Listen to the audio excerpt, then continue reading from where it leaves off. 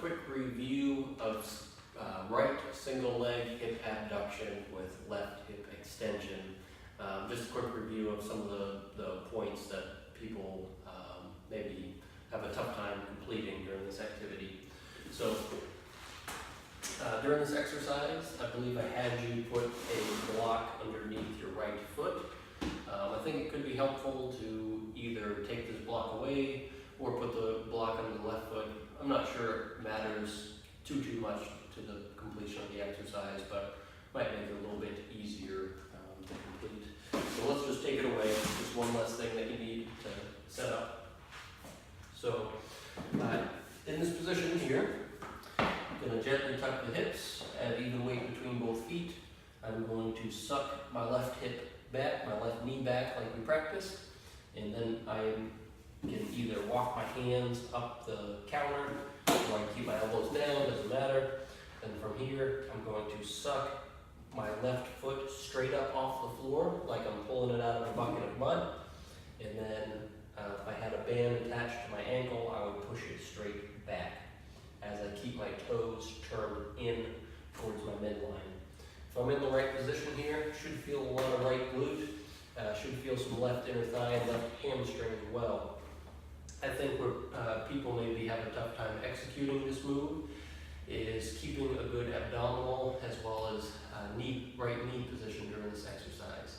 I would say the right knee is probably the primary emphasis to help improve position. So a lot of times, because when I'm trying to pull my left foot up off the floor, I'm effectively trying to make my right leg longer. And so people, in an attempt to get that left foot off the floor, what they'll end up doing is completely straightening the right knee. And when I straighten my right knee, usually what happens is I'm going to want to tip my hips forward, and now some of the muscles in the front of my hip get a little bit overactive during this activity. So, excuse my leaning tower of Pisa here. So gentle tuck through the hips.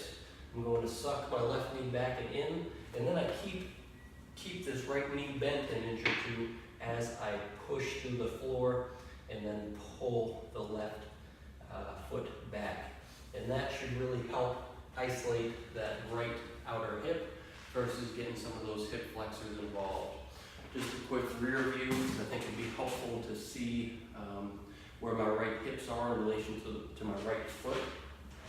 So if I'm in this position, what I'm going to do is suck my left hip back, and then from here, as I keep that right knee bent, I just pull my left foot off the floor, and you can see my right hip isn't way out here. It stays right over my right foot as I pick my left hip up and then try to move it back towards the camera. And in this position, should feel, again, a lot of right outer hip.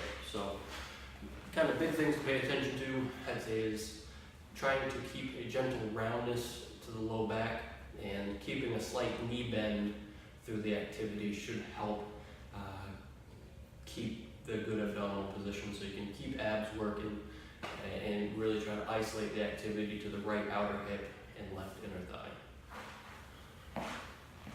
Oh, something else that might help, especially if you feel like your right hip is sliding out to the side, try to put more pressure through the inside of your right foot, so like your right arch area, right big toe, right inner heel, as you push into the floor, try to maybe push the inside of your right foot into the floor as you pick up that left hip.